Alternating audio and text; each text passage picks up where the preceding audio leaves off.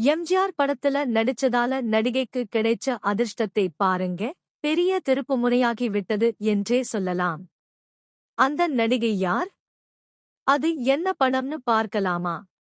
திருடாதே படத்தில் எம்ஜிஆருக்கு ஜோடியாக நடித்தவர் சரோஜாதேவி. அது மிகப்பெரிய வெற்றி படமாக அமைந்தது. எம்ஜிஆருக்கு ஜோடியாக சரோஜாதேவியை நடிக்க வைக்க ஆரம்பத்தில் தயாரிப்பாளர் ஏ.யு சீனிவாசனுக்கு தயக்கம் இருந்தது. அவருக்குள்ளே ஒரு தயக்கம் இருந்தது. அதைத் தெரிந்து கொண்ட எம்ஜிஆர் இந்த பொண்ணைத்தான் நாடோடி மன்னன் படத்துல ஒரு முக்கியமான கேரக்டர்ல நடிக்க வைக்கலாம்னு இருக்கேன் என்றார். அதைக் கேட்டதும், நீங்க நாடோடி மன்னன் படத்துல நடிக்க வைக்கிறதா இருந்தா இந்த பொண்ணை திருடாதே படத்தில் நடிக்க வைக்கிறேன் என்றாராம் ஏ.யு சீனிவாசன். சரோஜாதேவிக்கு சம்பளம் பேசுவதற்காக கதாசிரியர் மாயி லட்சுமணனும் தயாரிப்பாளர் ஏ.யு சீனிவாசனும் அவரது அம்மாவிடம் போய் பேசியுள்ளார்கள். அப்போது சம்பளம் 5,000 ரூபாய் என்று சொல்லவும் சரோஜாதேவி, அம்மா இன்னும் கொஞ்சம் அதிகமா கொடுக்கச் சொல்லுங்க என்றாராம்.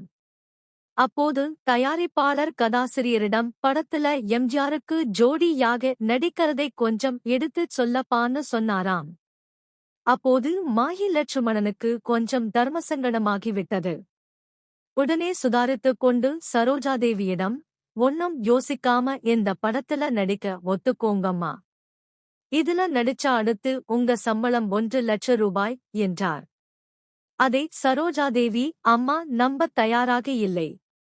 ஆனா அந்த படம் ரிலீஸ் ஆன பிறகு அடுத்த படத்துக்கு சரோஜாதேவியின் சம்பளம் 1 லட்சமாக உயர்ந்தது. மேற்கண்ட தகவலை பிரபல தயாரிப்பாளர் சித்ரா லட்சுமணன் தெரிவித்துள்ளார். 1967 இல் பஜு நீலகண்டன் இயக்கத்தில் எம்ஜிஆர், சரோஜாதேவி உள்பட பலர் நடித்த படம் திருடாதே. எஸ்.எம்.யு சுப்பையா நாயுடு இசை அமைத்துள்ளார். ஏ.யு சீனிவாசன் தயாரித்துள்ளார்.